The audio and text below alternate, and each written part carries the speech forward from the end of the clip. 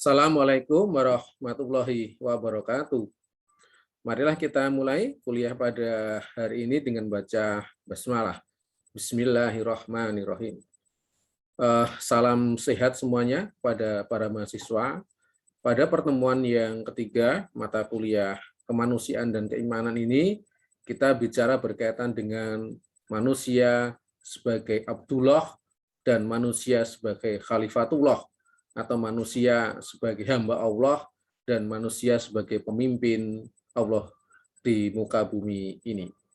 Kalau kita bicara berkaitan dengan keduanya, maka kita hubungkan dengan mata kuliah yang kemarin, hakikat manusia.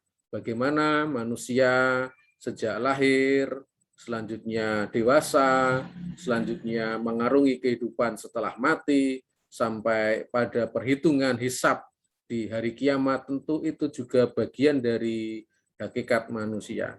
Sekarang kita bicara berkaitan dengan manusia ketika ada di dunia ini. Manusia sebagai Khalifatullah, yang kedua adalah manusia sebagai Abdullah. Langsung saja, saya akan menyampaikan berkaitan dengan PowerPoint, berkaitan dengan tema manusia sebagai hamba dan pemimpin. Kata mutiara pada hari ini adalah dari Buya Syafi'i Ma'arif, atau dikenal dengan nama Profesor Dr. Ahmad Syafi'i Ma'arif, Ketua Umum Pimpinan Pusat Muhammadiyah. Beliau menyampaikan Islam yang damai, Islam yang konstruktif, dan Islam yang mengayomi bangsa ini dengan tanpa membeda-bedakan suku, agama, dan lain-lain, itulah Islam yang benar. Keislaman harus satu nafas dengan keindonesiaan dan kemanusiaan. Beliau menyampaikan bahwasanya agama Islam ataupun juga agama yang lain itu harus menjadi agama yang memberi rahmat bagi manusia, agama yang memberi kedamaian bagi manusia, dan itulah agama yang mampu menjadi agama yang baik di Indonesia ini. Ayat yang saya baca dalam mata kuliah ini adalah surat Az-Zariyat ayat 56. Ini dasar berkaitan dengan manusia sebagai Abdullah. A'udzubillahi minasyaitonirrajim. Wa ma khalaqtul jinna wal insa illa liya'budun. Dan aku tidak menciptakan jin dan manusia, melainkan mereka beribadah kepadaku. Ayat ini bicara berkaitan dengan manusia ini adalah sebagai Abdullah. Tetapi juga diingat, fungsi manusia di dunia ini memang sebagai Abdullah, yang kedua adalah sebagai Khalifatullah. Manusia sebagai Abdullah, abdinya Allah, yang kedua manusia sebagai Khalifatullah atau pemimpin di dunia ini. Dua hal ini adalah sesuatu yang sama pentingnya. Tidak bisa dinegasikan bahwasanya manusia itu hamba saja juga tidak tepat. Selanjutnya manusia sebagai Khalifatullah itu juga tidak tepat. Kedua-duanya ini punya porsi yang sama penting. Seperti kita lihat dalam foto ini, saya punya 4 foto yang menjadi ilustrasi. Contoh ada di sini, ada seorang ibu dengan anaknya. Ini ibu ini sedang bekerja WFH, work from home. Ini beliau melakoni sebagai Khalifatullah. Yang kedua ada seorang bapak petani padi, beliau sebagai Khalifatullah mengolah dunia ini. Selanjutnya di bawah ini ada seorang anak muda, mungkin agamanya Islam ataupun agama yang lain, sedang berdoa. Dia melakoni dirinya sebagai Abdillah. Ada seorang ibu yang bekerja di sawah, selanjutnya ketika azan terdengar Allahu Akbar, Allahu Akbar, beliau mengambil air wudhu, selanjutnya melaksanakan sholat. Posisi beliau adalah seorang Abdillah. Maka Khalifatullah, Abdillah itu sama-sama pentingnya. Tanggung jawab manusia, yang pertama memang sebagai Abdillah, yang kedua adalah sebagai Khalifah. Abdillah, contoh tanggung jawab kita kepada Allah Subhanahu wa Ta'ala secara langsung, ya tentu amal ibadah kita ini ketika dihisab kelak itu langsung kepada Allah. Tidak bisa amal ibadah kita itu lalu dikasihkan ke orang lain, tidak bisa. Maka berkaitan dengan urusan ibadah itu langsung kita kepada Allah Subhanahu wa taala.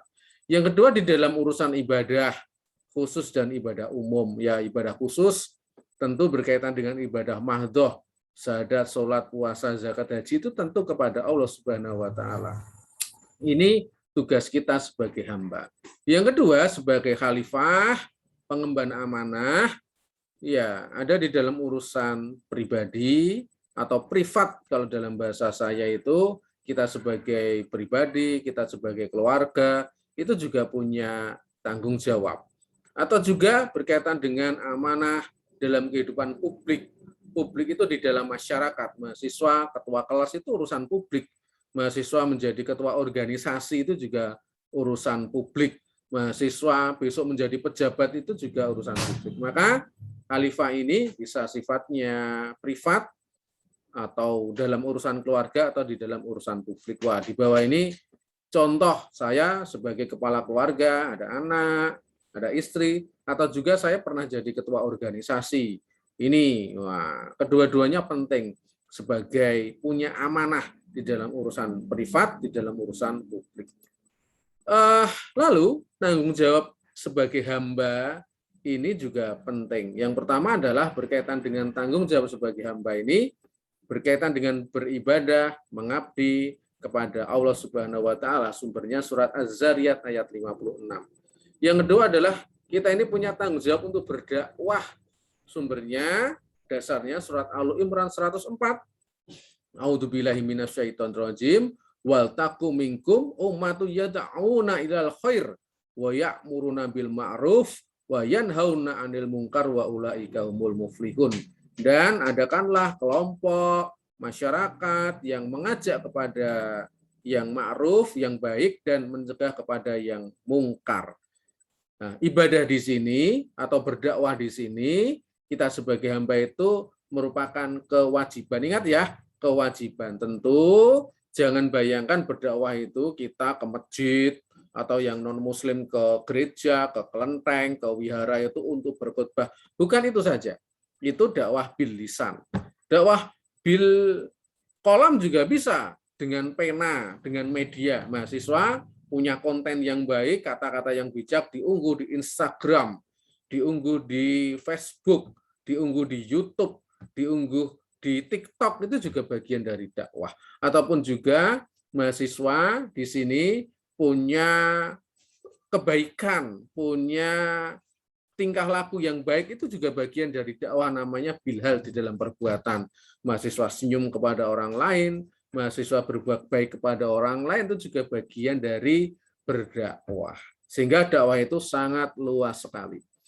Sehingga tanggung jawab manusia sebagai hamba, yang pertama beribadah, mengabdi kepada Allah, yang kedua berdakwah. Yang kedua adalah manusia sebagai khalifah, sebagai pemimpin. Apa yang dilakukan sebagai pemimpin? Yang pertama adalah mahasiswa itu sebagai wakil pengganti amanah makhluk yang lain. Pernah dulu kalau kita merujuk surat Al-Ahzab 72 disampaikan, sungguh kami telah mengemukakan amanat kepada langit, kepada bumi, kepada gunung-gunung, maka semuanya enggan memikul amanat itu dan mereka khawatir akan mengkhianatinya, dan dipikulah amanat itu oleh manusia. Sesungguhnya manusia amat zalim dan bodoh. Manusia itu menjadi wakilnya langit, menjadi wakilnya bumi, menjadi wakilnya gunung, menjadi wakilnya jin, menjadi wakilnya iblis, menjadi khalifatullah. Kenapa kok manusia bisa menjadi khalifatullah? Karena manusia itu punya akal. Yang kedua, manusia itu bisa berbuat baik, memilih baik dan memilih buruk. Nah, pilihan itu ada di dalam diri kita. Selanjutnya, kita menjadi rahmat seluruh alam. Ya, alam ini, semesta ini, kita ketika menjadi khalifatullah, itu maka kita itu menjadi pribadi yang rahmat, itu artinya bermanfaat, berguna, mengayomi. Bisa nggak kita melakukan itu? Kalau kita bisa, maka tentu kita menjadi khalifah yang baik. Yang ketiga adalah memakmurkan dunia. Wah, Allah itu menciptakan dunia ini, menciptakan alam, pohon, laut, air, dan sebagainya untuk apa? manusia olah untuk kebaikan manusia yang lain. Jadi makanan, jadi minuman, ataupun jadi rumah dan sebagainya. Tapi sering manusia itu berbuat kerusakan. Nah, kalau kita berbuat kerusakan, maka kita membuat madorot, bukan memakmurkan. Mahasiswa semuanya, sehingga ketika kita menjadi khalifah, maka tanggung jawab khalifah itu pengganti amanah makhluk yang lain, rahmat bagi seluruh alam, yang ketiga adalah memakmurkan dunia. Allah itu menciptakan laki-laki dan perempuan. Allah itu menciptakan manusia ini, ada orang Afrika, ada orang Asia, ada orang Eropa, ada orang Amerika. Itu sesuatu yang memang sudah ditakdirkan oleh Allah. Allah itu menciptakan ada agama Islam, agama Katolik, agama Hindu, agama Buddha, agama Sikh, agama yang lain, dan jumlahnya yang ratusan ribuan itu sebanyak-banyaknya untuk apa? Untuk manusia itu bisa saling kenal mengenal. Sumbernya apa? Sumbernya surat Al-Hujurat ayat 13. Ya ayuhan nas, inna khalaqnakum min zakari wa unsa wa ja'alnakum su'uban wa qabaila lita'arafu inna akramakum indallahi atqakum. Hai manusia, aku itu menciptakan kamu dari laki-laki, dari perempuan, dan menjadikan kamu itu bersuku-suku, berbangsa-bangsa, saling kenal mengenal. Tujuannya apa? Inna akramakum indallahi atqakum. Adalah untuk apa? Saling kenal mengenal. Tujuannya adalah agar manusia itu bisa saling belajar satu sama lain. Tetapi juga diingat bahwasanya sesungguhnya orang yang paling mulia di antara kamu adalah orang yang paling takwa di antara kamu. Sehingga kalau bicara berkaitan dengan amanah manusia, sebagai khalifatullah, sebagai Abdullah, maka tujuannya adalah apa? Allah itu menciptakan manusia di dunia ini bersuku-suku, berbangsa-bangsa untuk menjadikan dunia ini lebih baik, menjadikan dunia ini lebih makmur, sebagai kita hamba, sebagai khalifah, untuk sehingga mereka bisa saling kenal mengenal, tetapi memang yang paling mulia di sisi Allah adalah orang yang paling takwa, yang paling iman di dunia ini. Mahasiswa semuanya, merujuk dari pertemuan pada hari ini, tentu kami mengajak kepada mahasiswa, marilah pada hakikat manusia, pada manusia sebagai khalifatullah, manusia sebagai Abdullah, maka kita menjadi manusia yang bermanfaat di muka bumi ini. Demikian dari saya, semoga bermanfaat. Wassalamualaikum warahmatullahi wabarakatuh.